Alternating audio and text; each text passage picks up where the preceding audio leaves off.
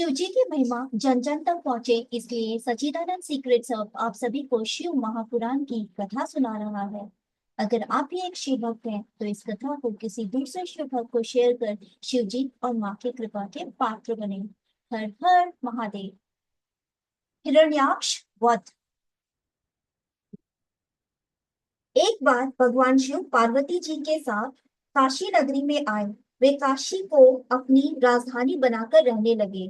भैरव को काशी नगरी का रक्षक बनाया। वे वहां तरह तरह की लीला करते हुए सुखपूर्वक रहने लगे। इस प्रकार मद्राचल पर्वत पर भी पार्वती के साथ विहार करते रहे। एक बार पार्वती जी ने खेल खेल में अपने कमल रूपी हाथों से भगवान शिव जी के नेत्रों को बंद कर दिया। इसका परिणाम यह हुआ कि संसार में अंधकार का राज्य हो गया। एक विकराल मुख वाला, जटाधारी, सांवले रंग का, विकृत रोम वाला अंधा मनुष्य उत्पन्न होकर नाचने लगा।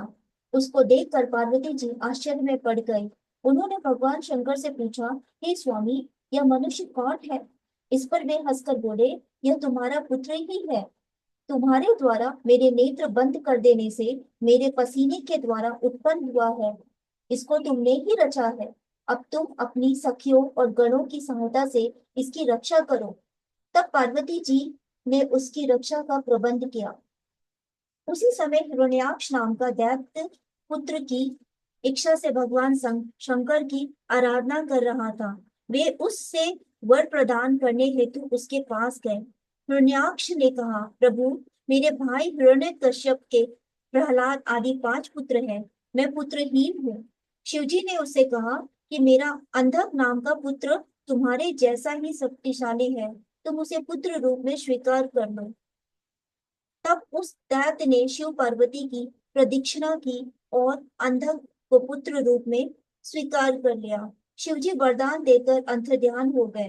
हिरण्याक्ष उस पुत्र को प्राप्त कर देव, दानव, यक्ष और किन्नर सभी को विजय करके त्रिलोकी का राजा बन गया। वह देवताओं को पीड़ित करने लगा। देवताओं ने यक्ष स्वरूप 12 रूप वाले विष्णु जी की आराधना की।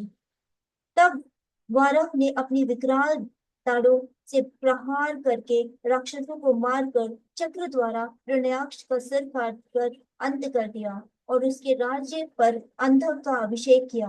फिर उसने पृथ्वी को अपनी कराल दाढ़ों से उठाकर पाताल के ऊपर लाकर स्थापित किया। इस पर सभी देवताओं ने प्रसन्न होकर उनकी स्तुति की। हिरण्यकश्यप वध।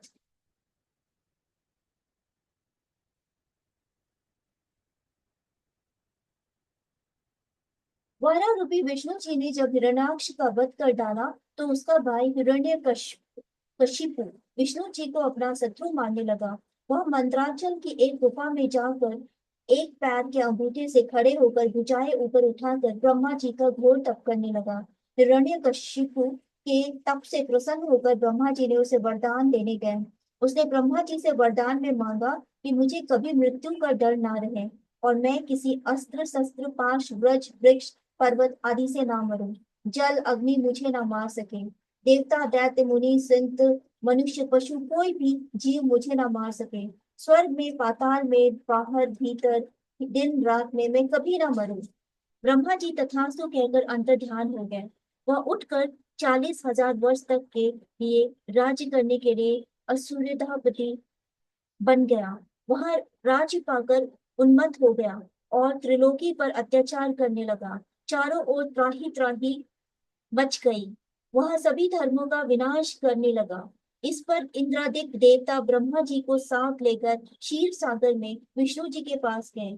उनकी उनको अपने सारे दुखों से परिचित कराया। विष्णु जी ने उन्हें हिरण्य कश्यपु का वध करने का आश्वासन दिया। इसके बाद विष्णु जी नृसिंह का रूप लेकर उसके पास गए।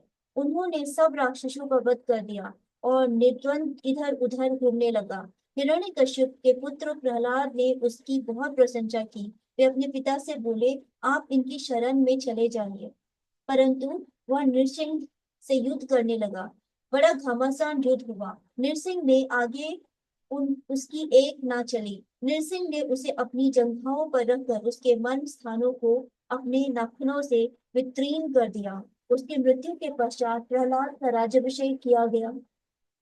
इस प्रकार भगवान शिव से अंधक का जन्म, हिरण्यकश्यप का वध, प्रहलाद को राज्य प्राप्ति आदि की कथाएं आप लोगों को सुनाई। अब अंधक की कहानी सुनिए। हर हर महादेव।